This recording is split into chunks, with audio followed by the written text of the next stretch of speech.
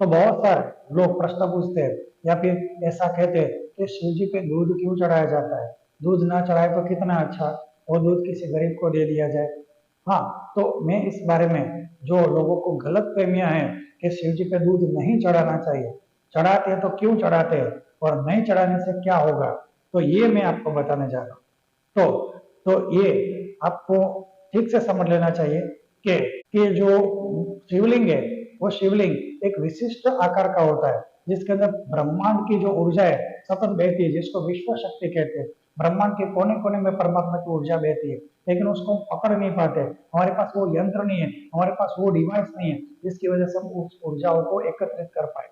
क्योंकि जैसे कि मैं आपको बताता हूँ कि अगर कोई लाइट है तो ऐसे लाइट आती जाती रहती है, तो हमें लाइट एक स्पष्ट दिखती नहीं, लेकिन लाइट के अगर किरणों को एक साथ करके लेजर लेजर दिखता है।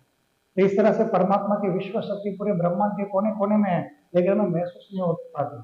पर एक विशिष्ट आकार के कारण शिवलिंग के अंदर एक ऊर्जा बनती है और पूरी ऊर्जा एक जगह पे केंद्रित होती है, और वहां पे अगर ध्यान किया जाए, तपस्या की जाए, पूजा की जाए, तो वो शिवलिंग एक विश्व शक्ति का माध्यम बनता है।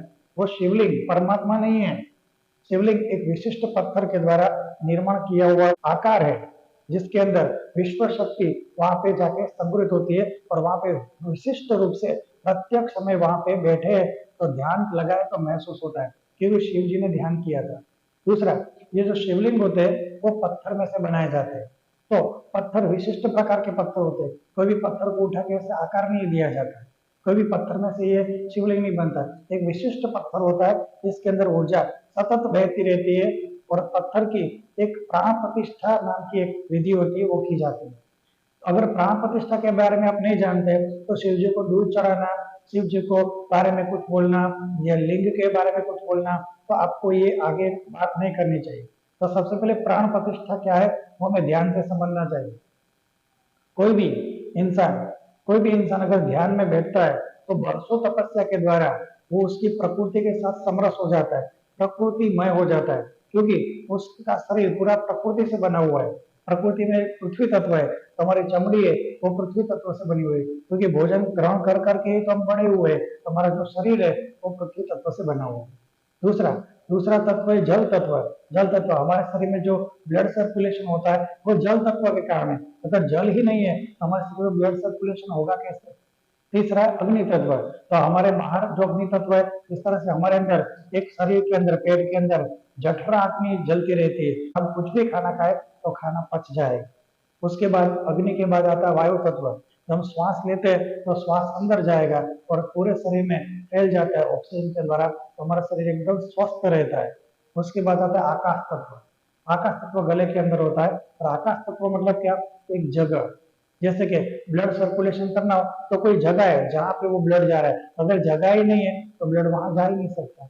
हम श्वास लेते हैं तो अंदर कोई जगह है तो श्वास जाएगा, और जगह में से बाहर आएगा फिर से जगह होगी। तो ब्लड सर्कुलेशन कर रहा है मतलब शरीर में कहीं ना कहीं जगह है।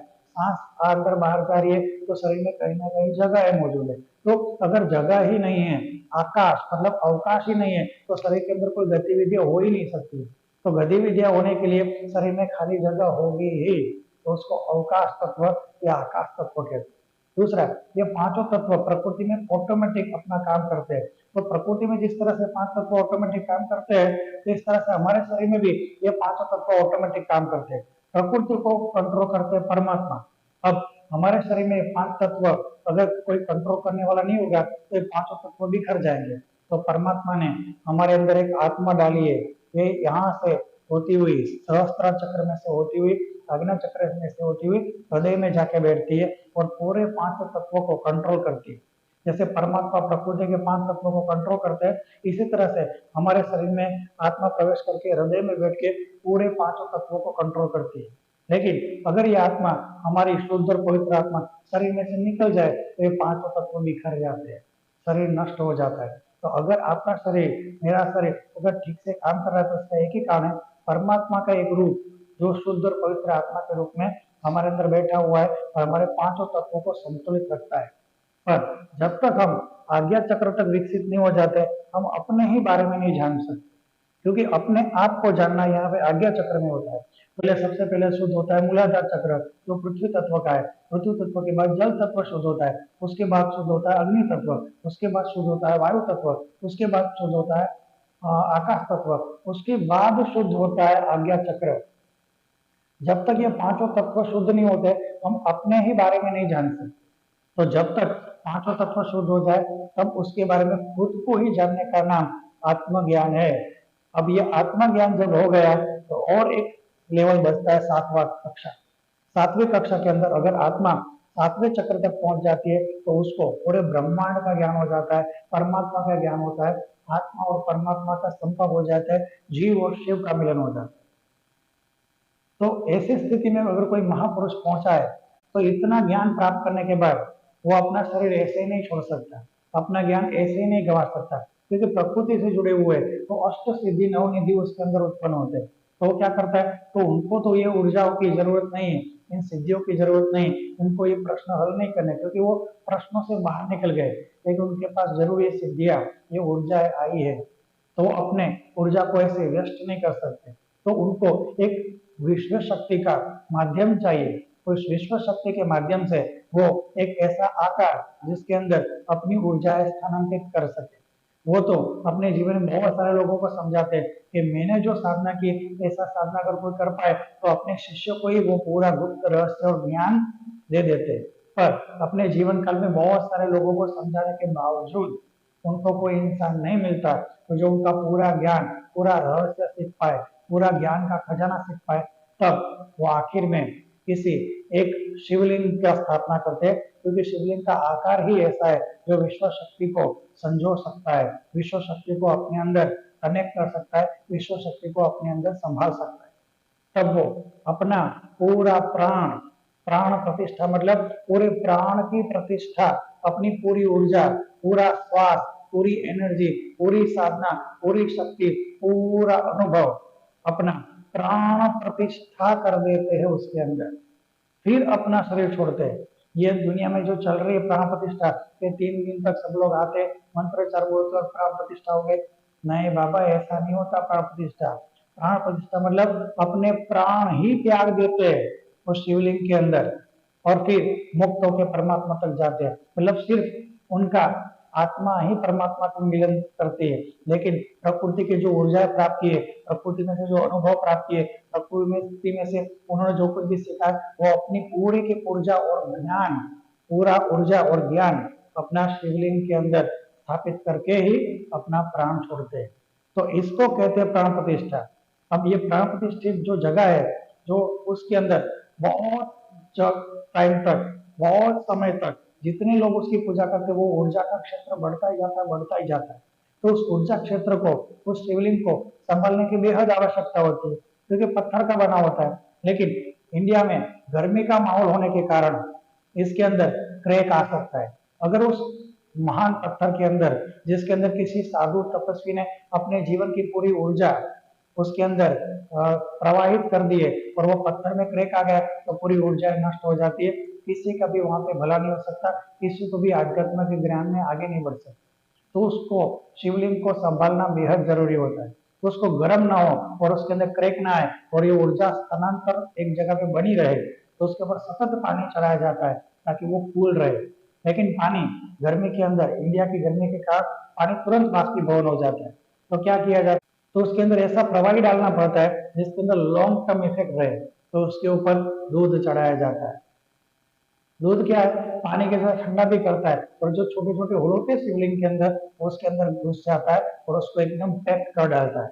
लेकिन ज्यादा समय तक उसको पैक कर दिया गया तो उसमें फंगस, रील, वायरस, बैक्टीरिया पनप सकते हैं, तो उसको फिर से पानी से धोया जाता है। पानी से धोने के बाद पानी बाष्पीभवन हो जाएगा, फिर से उसको स्निग्ध पदार्थों से नहलाना पड़ेगा शिवलिंग को, क्योंकि उस ऊर्जा को मेंटेन करना बेहद जरूरी है। तो वहां पे किसी कोई शहद से नहलाता है, क्योंकि शहद लॉन्ग समय तक उसको प्रोटेक्ट करता है, बाहर के वातावरण से उसको प्रोटेक्ट करता है, तो ऊर्जा वहां पे बनी रहती है। पर उसमें भी बहुत टाइम तक रखे तो उसमें बैक्टीरिया, वायरस आ जाएंगे, तो फिर से उसको पानी से धोना पड़ता है। पानी से धोने के बाद, पानी से धो दिया तो धीरे धीरे सूख जाएगा, सूख जाए तो भविष्य में क्रैक आ सकती है। तो इसको सतत पानी के द्वारा शुद्ध रखना पड़ता है, ठंडा रखना पड़ता है, दूध के द्वारा रखना पड़ता है, सेहत शहद के द्वारा शुद्ध रखना पड़ता है, लेकिन पानी का सतत उपयोग करना ही पड़ता है, क्योंकि उस लिंग को अगर कोई ब्रेक हो गया, कोई क्रैक हो गया, तो उसकी ऊर्जाएं पूरी तरह से निकल जाती है और वो एकदम सामान्य मंदिर में परिवर्तित हो जाता है। इतने सालों की तपस्या, उन्होंने जो प्राण प्रतिष्ठा की अपने प्राण देके, वो ऊर्जाएं मुक्त हो जाती है और वहां पे सिर्फ एक पत्थर का शिवलिंग बना रहता है। तो ये है पूरा रहस्य शिवलिंग के ऊपर दूध चढ़ाने का। हाँ, कोई जगह पे शिवलिंग फेमस है, वहां पे प्राण प्रतिष्ठा भी नहीं हुई है, पर वहां पे सतत दूध चढ़ाने का क्या कोई फायदा नहीं। अच्छा, आपका भाव है तो चढ़ा सकते, लेकिन बहुत सारा दूध वेस्ट करना अच्छा नहीं, किसी गरीब के पेट पे जाना चाहिए। पर अगर कहीं पे महान तपस्वी के द्वारा शिवलिंग स्थापित किया गया है, तो उसको सतत स्निग्ध वस्तुओं से उसका प्रोटेक्शन करना पड़ेगा, क्योंकि इंडिया में बहुत गर्मी है और गर्मी के कारण ये शिवलिंग में क्रैक आए तो ये ऊर्जाएं कम हो सकती है। इसलिए हमारे ऋषि मुनियों ने वर्षों से सतत उसके ऊपर पानी धारा करने को कहा है। ऊपर एक कलश रहता है, उसमें सतत पानी की धारा होती रहती है, ताकि वो सतत ठंडा रहे, क्योंकि हमारे इंडिया गर्म वातावरण है और पत्थर के अंदर क्रैक नहीं आना चाहिए, तो सतत शिव में पानी की धारा बहती रहती है। तो पानी चढ़ाना सबसे श्रेष्ठ है, पर दूध चढ़ाने का एक ही कारण है कि पानी का इफेक्ट थोड़े टाइम तक रहता है, लेकिन दूध का इफेक्ट लॉन्ग टाइम तक रहता है। सेहत, अगर शहद कोई चढ़ाना चाहता है तो और भी ज्यादा रहता है, लेकिन पानी से फिर से धोना पड़ेगा, क्योंकि बैक्टीरिया वायरस जमा होंगे, तो फिर से धोएंगे तो पानी तुरंत बाष्पीभवन हो जाएगा। तो दूध चढ़ाते और शहद चढ़ाते, उसका महत्व में मुझे लगता है दूध चढ़ाते और शहद चढ़ाते, उसका महत्व आपको समझ में आ गया होगा। अगर आपको ऐसे ही ज्ञानवर्धक वीडियो चाहिए तो चैनल सब्सक्राइब कर सकते हैं। सुनने के लिए थैंक यू। जय गुरुदेव, जय गुरुदेव।